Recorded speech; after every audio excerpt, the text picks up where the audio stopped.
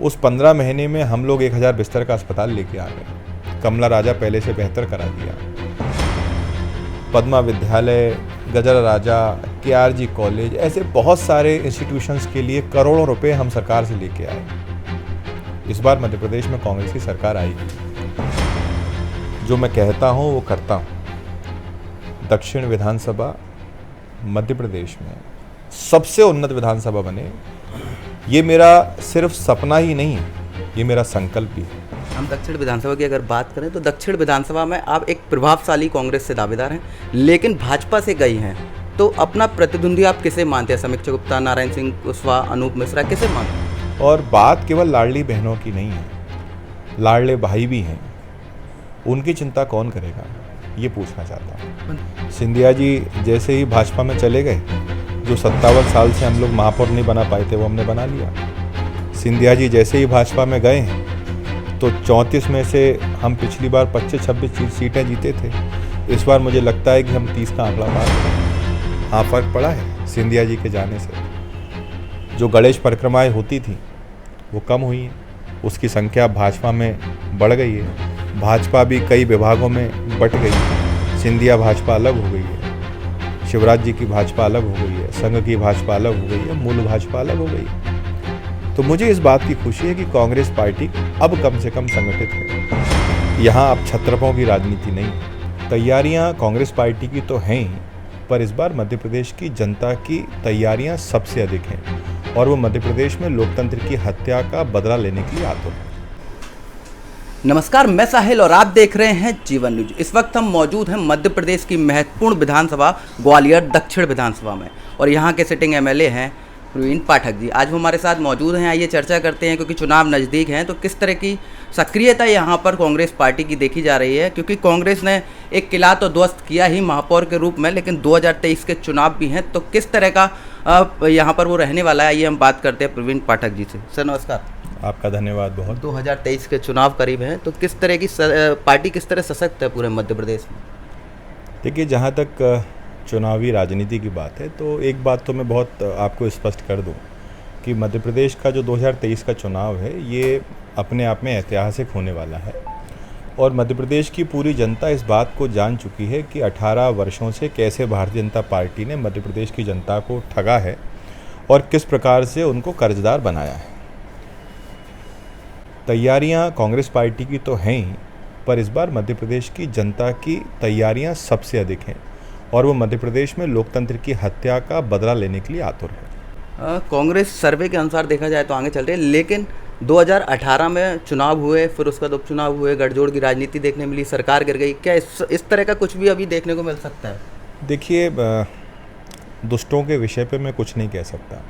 एक ही बात बोलना चाहूँगा कि लोकतंत्र में इस प्रकार की प्रैक्टिसेस जो हैं, इस प्रकार के प्रयोग जो हैं, वो हमारे समाज के लिए, हमारे प्रदेश के लिए और हमारे राष्ट्र के लिए हानिकारक है। हम दक्षिण विधानसभा की अगर बात करें तो दक्षिण विधानसभा में आप एक प्रभावशाली कांग्रेस से दावेदार हैं, लेकिन भाजपा से गई हैं, तो अपना प्रतिद्वंदी आप किसे मानते हैं? समीक्षा गुप्ता, नारायण सिंह कुशवाहा, अनूप मिश्रा, किसे मानते हैं?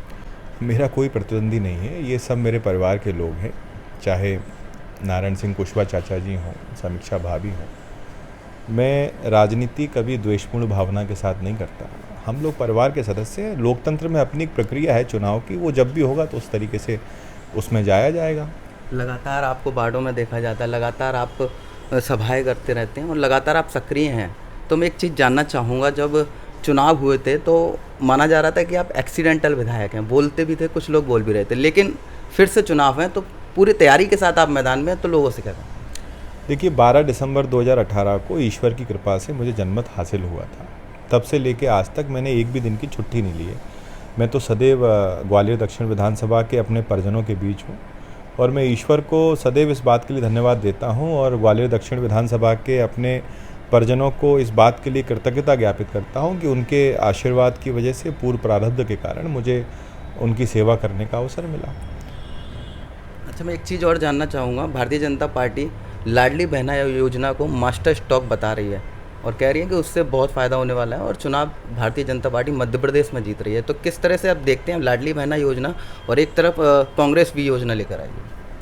किसी की जेब से 5,000 रुपये निकाल के यदि कोई 1000 रुपये दे देता है तो ये इसको राजनीति में आंखों में धूल झोंकना कहा जाता है।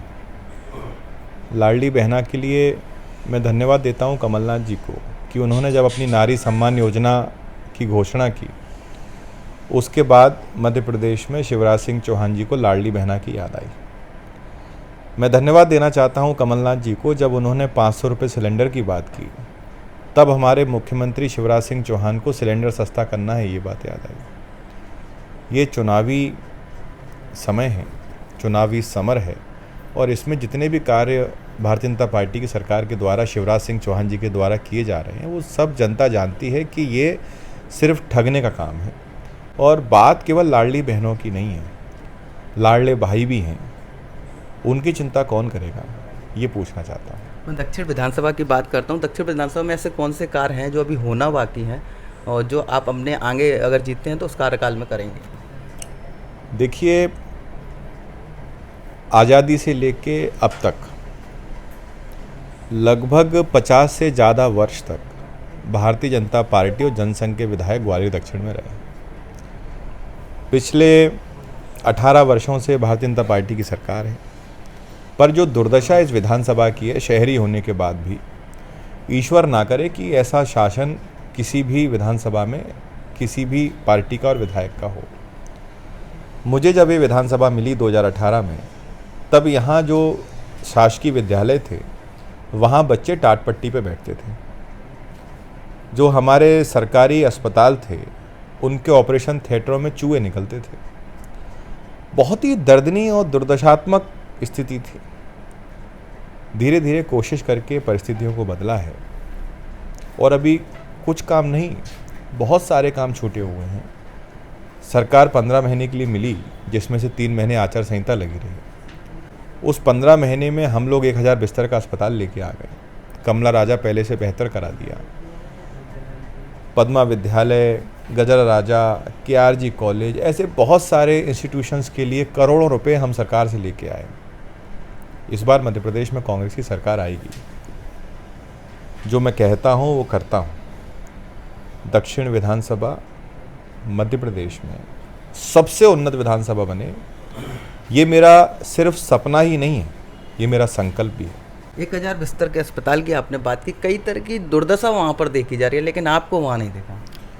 देखिए, वर्तमान की जो परिस्थितियाँ हैं, विपक्ष का विधायक चीख सकता है, चिल्ला सकता है, अनुरोध कर सकता है, निवेदन कर सकता है, पर निर्णय सरकार को लेने होते हैं। जिस प्रकार की अव्यवस्थाएं फिर से अस्पतालों में बन गई हैं वो शर्मनाक हैं और मैं और पूरे ग्वालियर दक्षिण विधानसभा का एक परिजन ही नहीं, पूरा मध्य प्रदेश की जनता इस बात का बहुत बेसब्री से इंतज़ार कर रही है कि कैसे लोकतंत्र के हत्यारों को यहाँ से भगाया जाए और फिर से जो विकास का पहिया मध्य प्रदेश का रुक गया है, अवरुद्ध हो गया है, उसकी गति में कमी आ गई है, उसको कैसे सुचारू रूप से आगे ले जाया जाए। जिस तरह 57 साल का रिकॉर्ड तोड़कर महापौर बने, इस तरह चंबल संभाग में 34 सीटें हैं, तो कांग्रेस पार्टी कितनी सशक्त है इन 34 सीटों पर? 2018 में भी 34 सीटों में सबसे अच्छा प्रदर्शन रहा कांग्रेस पार्टी का। इस बार मुझे ये उम्मीद है कि 2018 से भी बेहतर प्रदर्शन ग्वालियर चंबल संभाग में कांग्रेस पार्टी का रहेगा। ग्वालियर चंबल संभाग स्वाभिमान लोगों की धरा है और यहाँ पर हत्या करने वालों को, धोखा देने वालों को, गद्दारों को बख्शा नहीं जाता, ये मुझे विश्वास है। एक चीज़ और मैं जानना चाहूँगा, यहाँ पर जो दक्षिण विधानसभा है, ट्रैफिक की बहुत समस्या है और जो काफ़ी वर्षों से चली आ रही है, शायद आप विधायक नहीं तो उससे पहले से भी चली आ रही है, तो इसके लिए कोई समाधान कैसे हो सकता है? ये मैं बहुत ही गर्व के साथ कह सकता हूँ कि जब 15 महीने हमारी सरकार रही, उन 15 महीनों में केवल एक दिन ट्रैफिक जाम हुआ बाड़े पर, उसके बाद कभी नहीं हुआ। व्यवस्थाएं हम लोगों ने सुचारू कर दी थी, जगह जगह बैरिकेडिंग कर दी थी, हमारे जो ट्रैफिक सिग्नल हैं वो सुचारू रूप से चलने लगे थे, पर आज फिर से वहीं की वहीं सारी स्थितियां खड़ी हो गई हैं। स्मार्ट सिटी की हमारी मैडम जी को फुर्सत नहीं है ज़मीन पर जाके अपने प्रोजेक्टों को देखने के लिए। केवल बाहर से उन्होंने बाड़े को ब्यूटी पार्लर बना दिया है। बाहर से फेशियल और चमकाने से ग्वालियर का भला नहीं होने वाला है, युवाओं को रोज़गार नहीं मिलने वाला है। गरीबी कम नहीं होने वाली है। कुछ ऐसे कॉन्क्रीट प्लान करने पड़ेंगे कि ट्रैफिक भी सुधरे, युवाओं को रोज़गार भी मिले और हमारे शहर का नाम भी रोशन हो। भारत जोड़ो यात्रा का मध्य प्रदेश पे क्या असर पड़ने वाला है? भारत जोड़ो यात्रा का असर केवल मध्य प्रदेश पे नहीं, पूरे विश्व में है। जिस प्रकार से गांधी जी की दांडी मार्च यात्रा थी, राहुल गांधी जी की यात्रा को भी उसी प्रकार से देखा जा रहा है और पूरा विश्व उनकी मेहनत को, उनकी सोच को, उनकी सकारात्मकता को अनुसरण कर रहा है। और मुझे पूरा विश्वास है कि उन्होंने जिस प्रकार से कहा है कि नफ़रत के बाज़ार में मोहब्बत की दुकान खोलने आया हूँ, ये दुकान पूरे देश में ज़बरदस्त चलेगी, क्योंकि सकारात्मकता का तोड़ नकारात्मकता नहीं है। इस देश की नकारात्मकता को हम सकारात्मकता और मोहब्बत से ही ख़त्म कर सकते हैं। भाजपा के वरिष्ठ नेतृत्व के नेता हैं, वो कई बार बोलते हैं कि भारत जोड़ो यात्रा की ज़रूरत ही क्यों पड़ रही है, भारत तो पहले से एक है। भारत जोड़ो यात्रा की आवश्यकता इसलिए है कि आज पूरे देश को कई टुकड़े कर दिए हैं। गरीबों को गरीब और गरीब होता जा रहा है, युवाओं को रोज़गार नहीं है, हर वर्ग का आदमी परेशान है। ये जो हमारा देश है, जिसको सामाजिक समरसता के लिए पूरे विश्व में जाना जाता था, धर्मनिरपेक्ष के नाम पर जाना जाता था, बाबा साहब अम्बेडकर ने जो संविधान बनाया जिसमें जिसकी नींव धर्मनिरपेक्षता पर रखी गई थी, उसको इस देश में चुनौती दी जाने लगी है। एससी को एससी से, ओबीसी को ओबीसी से, सवर्णों को सवर्णों में, हिंदू को मुस्लिम से, हर जगह लड़ाने की बात होती है। और जो शक्ति जीवन में जोड़ने में है, वो तोड़ने में नहीं है। जब हिंदू ईश्वर की पूजा करता है तो उसको दोनों हाथ जोड़ने पड़ते हैं। जब हमारा कोई मुस्लिम भाई अल्लाह ताला की इबादत करता है तो उसको भी नमाज़ पढ़ने के लिए दोनों हाथ जोड़ने पड़ते हैं। ईश्वर हो या खुदा हो, सबको जोड़ना पसंद है, तोड़ना किसी को पसंद नहीं। कांग्रेस में सिंधिया जी थे, सिंधिया जी अब भाजपा में हैं, तो क्या कांग्रेस को उससे कोई फ़र्क पड़ने वाला है? हाँ, कांग्रेस को बहुत फ़र्क पड़ने वाला है। सिंधिया जी जैसे ही भाजपा में चले गए, जो 57 साल से हम लोग महापौर नहीं बना पाए थे, वो हमने बना लिया। सिंधिया जी जैसे ही भाजपा में गए हैं तो 34 में से हम पिछली बार 25-26 सीटें जीते थे। इस बार मुझे लगता है कि हम 30 का आंकड़ा पार करेंगे। हाँ, फ़र्क पड़ा है सिंधिया जी के जाने से। जो गणेश परिक्रमाएँ होती थी वो कम हुई हैं, उसकी संख्या भाजपा में बढ़ गई है। भाजपा भी कई विभागों में बट गई है। सिंधिया भाजपा अलग हो गई है, शिवराज जी की भाजपा अलग हो गई है, संघ की भाजपा अलग हो गई है, मूल भाजपा अलग हो गई है। तो मुझे इस बात की खुशी है कि कांग्रेस पार्टी अब कम से कम संगठित है। यहाँ अब छत्रपों की राजनीति नहीं है, आम कार्यकर्ताओं को सम्मान मिलता है, उनको कहीं भी गणेश परिक्रमा करने की आवश्यकता नहीं है। अब परिक्रमा के दम पे कांग्रेस पार्टी के कार्यकर्ता का भविष्य तय नहीं होगा, कांग्रेस पार्टी के कार्यकर्ता का भविष्य उसके सामर्थ्य पर तय होगा। तो आपने सुना, हमारे साथ थे सिटिंग एमएलए प्रवीण पाठक जी, जिन्होंने बताया कि सशक्त है मध्य प्रदेश में कांग्रेस पार्टी।